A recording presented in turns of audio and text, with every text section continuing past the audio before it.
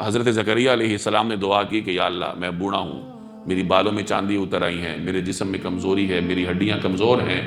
اور مجھے وارث چاہیے، مجھے وارث عطا فرما۔ یعنی پہلے اپنی کمزوری کا اظہار کیا کہ اسباب تو نہیں ہیں، لیکن ساتھ یہ بھی کہا کہ میں آپ سے نا امید نہیں ہوں آپ کی رحمت سے۔ تو یہ بندہ مومن کی جانب سے ایک اظہار ہوتا ہے کہ یا اللہ میں تو کمزور ہوں، وسائل نہیں ہیں، اور یہ کام پورا ہونے کا بظاہر کوئی سبیل بھی نہیں ہے، لیکن آپ کی رحمت سے میں مایوس نہیں ہوتا، آپ اسباب سے ماورا رہ کر بھی میرا کام کر سکتے ہیں۔ حضرت یعقوب علیہ السلام کا لاڈلا بیٹا یوسف علیہ السلام گم ہوئے۔ اب اس زمانے میں نہ تو آلات تھے، نہ محکمے تھے، نہ اس طریقے سے سہولیات تھی کہ گمشدہ کو تلاش کیا جائے، نہ نقل و حرکت اتنی آسان تھی۔ مسافر بسا اوقات کئی سال بعد آتا تھا، ایک چھوٹا بچہ اس طرح گم ہو جائے اس کی واپسی قریب ناممکن ہوتی تھی، لیکن یعقوب علیہ السلام ایک لمحے کو بھی نا امید نہ ہوئے۔ اسباب بالکل نہیں ہیں بظاہر، لیکن اللہ کی رحمت سے امید تھی۔ بیٹوں سے کہتے ہیں کہ لا تیأسوا من روح اللہ، کہ میرے بیٹوں اللہ کی رحمت سے نا امید نہ ہو، جاؤ اپنے بھائی کو تلاش کرو، اور پھر مل گئے، دوسرے ملک میں جا کے ملے۔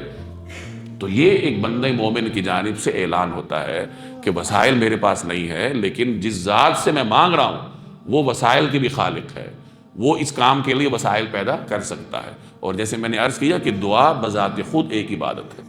اب بات آ گئی دعا کی قبولیت کی۔ اللہ نے فرمایا کہ مجھ سے مانگو میں قبول کروں گا۔ اب ایک بندہ مومن کہتا ہے میں تو اللہ سے نوکری مانگتا رہا، مجھے نوکری ملی ہی نہیں، میں تو کاروبار مانگتا رہا، کاروبار ملا ہی نہیں، بیٹا مانگتا رہا، بیٹا ملا ہی نہیں، تو قبولیت کا کیا مطلب؟ قبول ہی نہیں ہوئی دعا۔ تو یاد رکھیے یہ تصور اس وجہ سے ہوتا ہے کہ ہم قبولیت کا مفہوم نہیں سمجھتے کہ قبول کا مطلب کیا ہے۔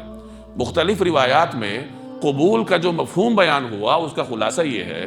کہ دعا کی قبولیت کی کئی صورتیں ہو سکتی ہیں۔ یعنی پہلی بات تو یہ ہے کہ اللہ دعا قبول کرتا ہے، ضرور کرتا ہے، دعا کے رد ہونے کا کوئی امکان نہیں ہوتا۔ اللہ نے فرمایا مجھ سے مانگو میں قبول کروں۔ اب رہی بات یہ کہ قبول کیسے ہوگی، اس کی کئی صورتیں ہو سکتی ہیں۔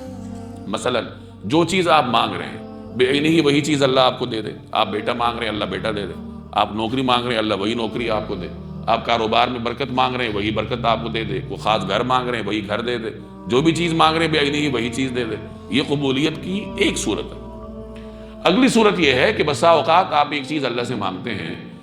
اور اللہ کے علم میں ہے کہ یہ چیز اس کے لیے مفید نہیں ہے، تو اللہ تعالیٰ اس کے بدلے میں اور چیز آپ کو دے دیتا ہے۔ آپ اللہ سے نوکری مانگ رہے ہیں، اللہ نے آپ کو سکون دے دیا، گھر کا سکون دے دیا، کسی بڑی بیماری سے عافیت دے دی، کوئی اور ایسی چیز اللہ نے عطا کر دی جو اسی دعا کا ثمرہ تھا، اور آپ یہ سمجھتے رہے میری دعا تو قبول ہی نہیں ہوئی۔ تو قبول تو ہوئی، اس چیز سے اچھی چیز اللہ نے دے دی۔ تیسری صورت یہ ہے کہ بعض اوقات دعا کی برکت سے اللہ تعالیٰ کسی آفت کو ٹال دیتا ہے۔ آپ دعا کریں گے کہ یا اللہ مجھے گائے دے دے، اور اللہ تعالیٰ اس کے بدلے میں آپ کو کوئی مصیبت سے جان چھڑا دیتا ہے، بیماری سے بچا لیتا ہے، کسی بڑی آزمائش سے بچا لیتا ہے۔ اور اسی طرح دعا کی ایک حتمی صورت یہ ہے قبولیت کی کہ اللہ تعالیٰ بندہ مومن کے نامہ اعمال میں اس کو ذخیرہ کر لیتا ہے، اور آخرت میں اسی دعا کے بدلے میں اللہ اسے وہ انعام دیتا ہے کہ پھر بندہ مومن یہ افسوس کرے گا کہ کاش دنیا میں میری کوئی دعا قبول ہوتی ہی نہ، دنیا میں دعا کے بدلے میں مجھے کچھ دیا ہی نہ جاتا، ہر دعا کا بدلہ مجھے یہاں آ کے عطا کیا جاتا۔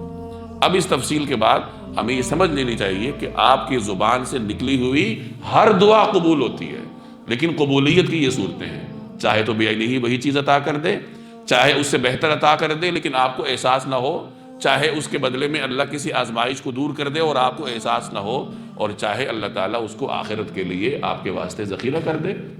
لیکن دعا قبول ضرور ہوتی ہے۔ جیسے اللہ نے یہاں یہ فرمایا ادعونی استجب لکم، مجھ سے مانگو میں تمہیں عطا کروں۔ اللہ کے کئی برگزیدہ بندے ایسے بھی ہوتے ہیں جو خاص مواقع پر اللہ سے مانگتے نہیں ہیں، دعا ترک کر دیتے ہیں، اور ان کے لیے ان کے مقام کے پیش نظر وہاں ترک دعا افضل ہوتا ہے، وہ ان کا مقام ہوتا ہے۔ جیسے حضرت ابراہیم علیہ السلام کو جب آگ میں ڈالا جانے لگا تو ان کے پاس جبریل آئے اور کہا کہ میری مدد کی ضرورت ہو، انہوں نے فرمایا نہیں، پھر کہا اللہ سے دعا کر لیجئے، تو ابراہیم علیہ السلام نے فرمایا علمہ بحالی حسبی من سوالی، کہ اللہ جل جلالہ کا جو علم ہے میرے حال کے بارے میں کہ وہ دیکھ رہا ہے مجھے،